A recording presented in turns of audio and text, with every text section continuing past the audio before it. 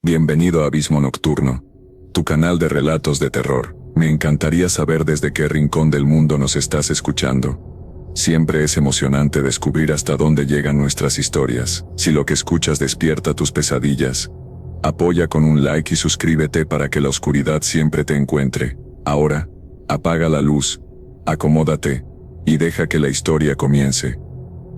Hoy es 14 de octubre de 2025, y esta noche, nos adentraremos en un territorio inesperado para encontrar el horror, el corazón de una de las panificadoras más grandes y conocidas del mundo. Hablamos de Bimbo, esa marca que asociamos con la comodidad, el pan suave y el osito bonachón.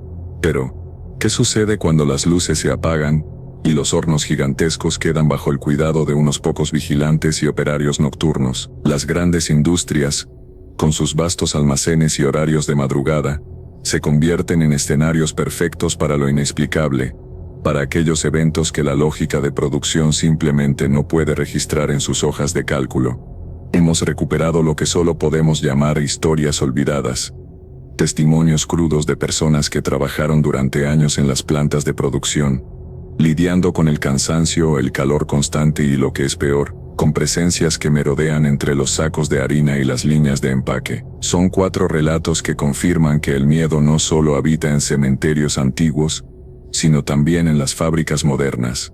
Prepárense, pues el aroma a pan recién horneado a veces viene acompañado de un escalofrío. Vamos a sumergirnos ahora mismo en el primer testimonio.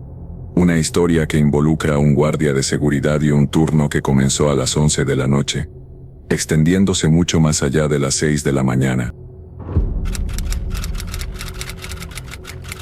Ricardo se encontraba haciendo su ronda habitual, chequeando los puntos de control a eso de las 3:30 de la madrugada. El sector de fermentación era el más caluroso y el que tenía el eco más profundo. Mientras pasaba junto a la banda transportadora principal, apagada por la limpieza, escuchó un sonido muy claro, como si alguien estuviera golpeando un envase de metal con ritmo pausado y constante. Se detuvo de golpe. En ese tipo de turno, cualquier sonido fuera de lo normal es una alerta inmediata. Sacó su linterna, cuyo haz de luz alcanzaba los 20 metros, e iluminó la zona de las mezcladoras industriales. Vio un saco de harina de 50 kilogramos caído en el suelo, pero no había nadie cerca. El golpe, sin embargo, continuó, proviniendo de detrás de un muro de bolsas. Decidió acercarse con cautela. La sensación era extraña. No era el sonido de un intruso, sino algo más juguetón, casi infantil. Cuando estuvo a menos de 5 metros del origen del ruido, este cesó de golpe. En su lugar, escuchó una respiración agitada, la de un niño pequeño, que parece estar escondido y contener el aliento. Ricardo pensó inmediatamente en un niño perdido, o quizá el hijo de algún trabajador que se había quedado dormido. Llamó en voz baja: «¿Y alguien ahí? Sal de tu escondite». Silencio total. Volvió a insistir con más fuerza. Nada. Ya estaba a punto de descartarlo como una alucinación por el cansancio cuando justo detrás de él, en la inmensa zona vacía del empaque, escuchó una risita. Era una risita aguda, limpia, que rebotó por las paredes de metal de la fábrica, y se dirigió hacia la salida. Ricardo se giró tan rápido que casi se cae, apuntando con la linterna. No había absolutamente nada. La puerta de salida estaba sellada con llave, y la alarma perimetral seguía activada, indicando 0 accesos no autorizados. Sin embargo, en el suelo de concreto pulido, vio una huella. No era de bota de seguridad ni de zapato de calle, sino la marca perfecta de un pequeño pie descalzo.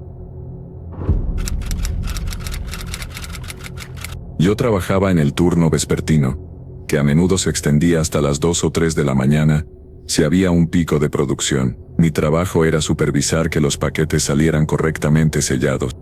Estábamos en una planta con maquinaria muy vieja, de esas que parecen haber estado operando desde hace 20 o 30 años sin parar. El ruido de las bandas transportadoras y las selladoras era tan fuerte que teníamos que usar protectores auditivos todo el tiempo. Pero incluso con los protectores, había algo que se sentía extraño en la atmósfera.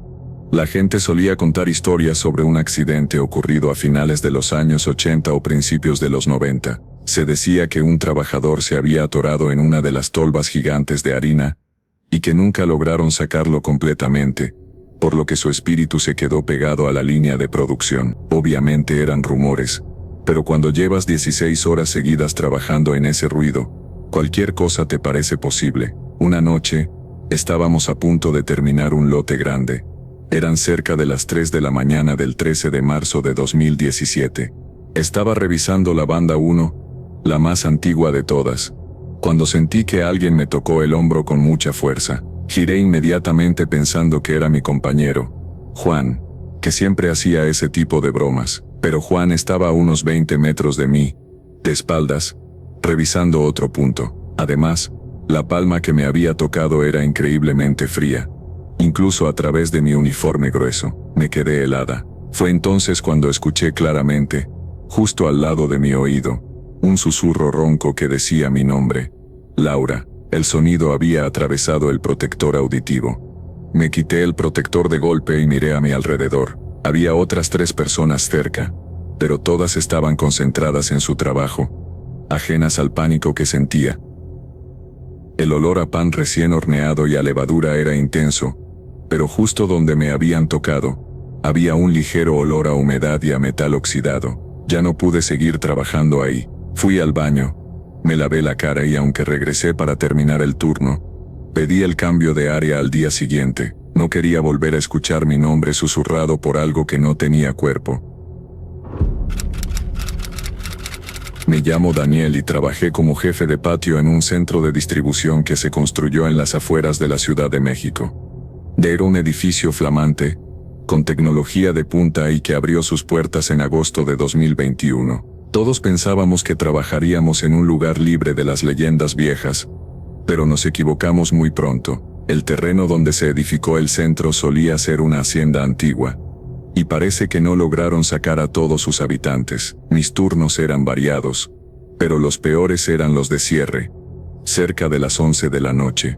Mi trabajo era asegurar que todos los camiones estuvieran cargados y listos para salir a primera hora. Una noche, cerca de las 10:45, estaba revisando los documentos de carga de un tráiler que se dirigía a un estado vecino. El patio estaba casi vacío, solo quedaban unos 5 o 6 vehículos. De pronto, escuché el sonido inconfundible de herraduras golpeando el concreto. Sonaba como un caballo trotando lento y pesado, un sonido que no tenía sentido en ese lugar. Miré hacia la entrada principal, pero solo había una cerca de malla ciclónica. El sonido avanzó desde el fondo del patio, cerca del muro que daba a la carretera. Me quedé inmóvil, pensando que era alguna broma, o quizás algún borracho de la carretera, pero el sonido de las herraduras era muy claro y rítmico. Cuando el sonido pasó por detrás de un tráiler estacionado, logré ver brevemente una silueta. No era un caballo, era más bien un jinete montado en algo muy grande. La figura era completamente oscura, casi como si absorbiera la luz, y llevaba un sombrero de ala ancha. Se movía con una lentitud solemne que daba mucho miedo.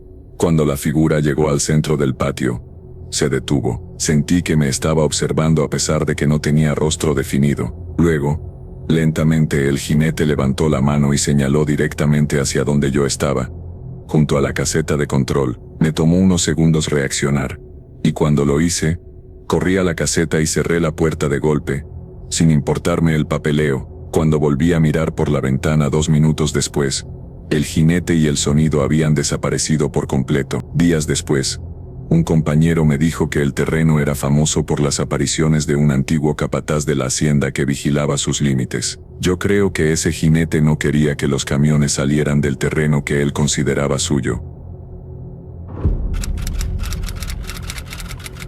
Mi nombre es Ernesto y mi trabajo era itinerante. Iba de planta en planta arreglando fallas eléctricas y de cableado.